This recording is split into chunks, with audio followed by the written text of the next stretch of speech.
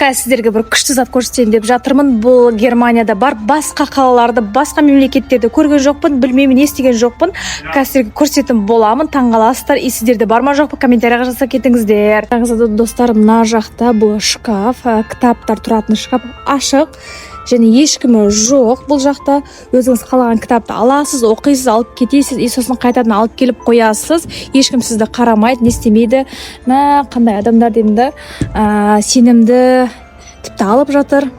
Көрсеңіздер, Германияда білімге соншалық қатты қарағандықтан тіпті көшелерде адамдар бос жүрмесін, не істемесін деп әрі отырған кезде скамейканың алдына қойып қойған.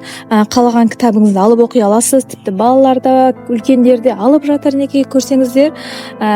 Сосын қайтадан алып келіп қоясыздар. Ешкім бұны қарамайды, күзетпейді.